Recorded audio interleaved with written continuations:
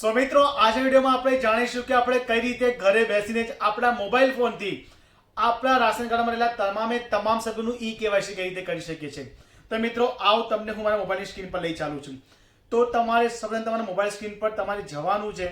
તેના પછી મિત્રો તમારે પ્લે સ્ટોર ઓપન કરી તમારે સર્ચ કરવાનું છે માય રાશન। મિત્રો તમારે માય રાશન એપ્લિકેશન તમારે સર્ચ કરવાનું છે। તે ઓપન થયા પછી તમે જોશો કે અહીં બાજુ જે ફર્સ્ટ જે આવે છે માય રાશન ગુજરાત, તમારે તેને ડાઉનલોડ કરી લેવાનું છે। મેં ઓલરેડી પહેલાથી ડાઉનલોડ કરી રાખ્યું છે। મિત્રો એ ડાઉનલોડ કર્યા પછી તમારે તેને ઓપન કરવાનું છે। તમે જેમ તેને ઓપન કરશો તેના પછી તમને ક્યાંક આવો સરફેસ જોવા મળશે। મિત્રો બહુ સિમ્પલ વેમાં આપણે સમજાવવાનો પ્રયાસ કર્યો છે। તમે આ વિડીયો જોયા પછી તમને વાંધો નહીં આવે, તમે ઘરે બેસી તમે તમામ તમે ઈ કેવાયસી કરી શકશો। તો મિત્રો અહીં બાજુ આપણે સિમ્પલ, જો તમે ફર્સ્ટ ટાઈમ ડાઉનલોડ કરતા હો તો તમારે અહીં બાજુ નવા વપરાશકર્તા પર જવાનું છે। પણ મેં ઓલરેડી પહેલાથી મારું આના પર અકાઉન્ટ છે, એટલે અહીં બાજુ હું શું કરીશ કે મારે સિમ્પલ હું મારા મોબાઈલ નંબર નાખીશ। સો મિત્રો મેં મારો મોબાઈલ નંબર એન્ટર કરું છું। મિત્રો બહુ બેઝિકથી બહુ ઇઝીલી વેમાં કરું છું, એટલે વિડીયો થોડો લાંબો હશે। પણ મિત્રો આ વિડીયો જોયા પછી તમને આ જે ઈ કેવાયસી તમને એમાં વાંધો નહીં આવે। સો મિત્રો અહીં બાજુ ઓટીપી આવી ગયું છે। મિત્રો ઓટીપી આવ્યા પછી સિમ્પલ આપણે તેને અહીં બાજુ એન્ટર કરી લેવાનો છે। મિત્રો અહીં ઓટીપી નાખ્યા પછી આપણે ઓટીપી ચકાસો પર હું આગળ જાઉં છું। એના પછી મિત્રો આવું કંઈક સરફેસ જોવા મળશે।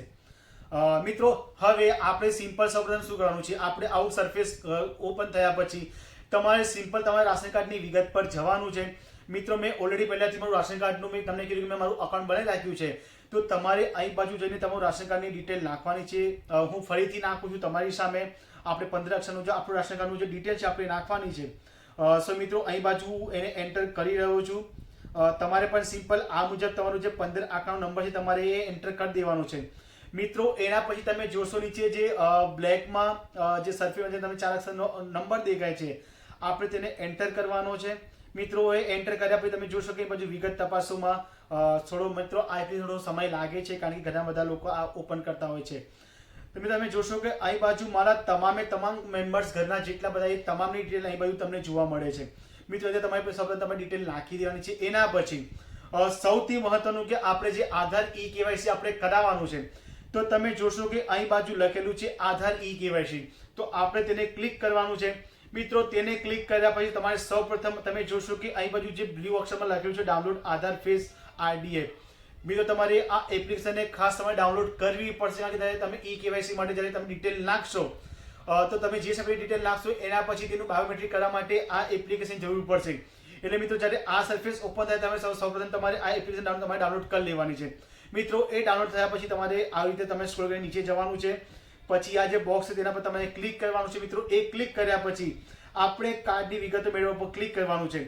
મિત્રો એ ક્લિક કર્યા પછી તમે આગળ જે તમારું રાશન જે નંબર નાખ્યો છે 15 અક્ષરવાળો, તમે આગળ ઓલરેડી તમે નાખી ચૂક્યા છો, એટલે હવે તમારે ફરીથી નાખવું નહીં પડે। સો મિત્રો આ નંબર ઓટોમેટિક અહીં બાજુ આવી જશે। એના પછી જે નીચે 4 અક્ષરનો નંબર ફરીથી આપણે નાખવાનું છે। સો મિત્રો અહીં બાજુ હું એ 4 અક્ષરનો નંબર નાખ્યું છું। હવે મિત્રો આપણે અહીં બાજુ જોવાનું છે, તમે જોશો અહીં બાજુ લખેલું છે ભાઈ કાર્ડના સભ્યોની વિગતો મેળવો, તો આપણે તેને ક્લિક કરવાનું છે। મિત્રો આ ક્લિક કર્યા પછી તમને બતાવશે ભાઈ તમારા કાર્ડમાં કેટલા લોકોના નામ છે, એમાંથી કેટલા લોકોનું ઈ કેવાયસી થઈ ગયું છે।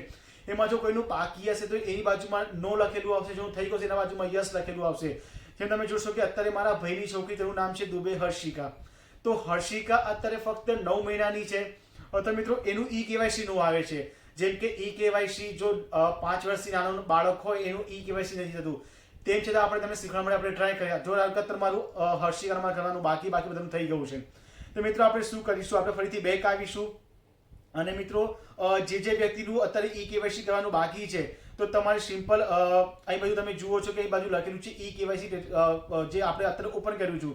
મિત્રો આપણે તેને સ્ક્રોલ કરી આપણે નીચે આયા પછી તમે જોશો અહીં બાજુ લખેલું છે ભાઈ આધાર ઈ કેવાયસી માટે સભ્ય પસંદ કરો।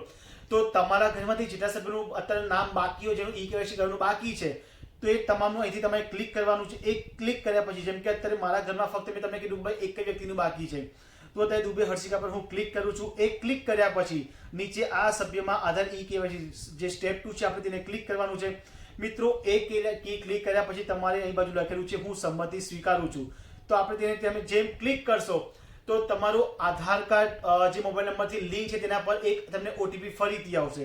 જેમ કે હું ઓટીપી જનરેટ કરું હું ક્લિક કરું છું, અત્યારે મને ખ્યાલ નથી કે ભાઈ હર્ષિકાનું કોના નંબરથી અટેચ છે, કદાચ ભાઈ પર હશે કે એની મમ્મી પર, મને ખ્યાલ નથી.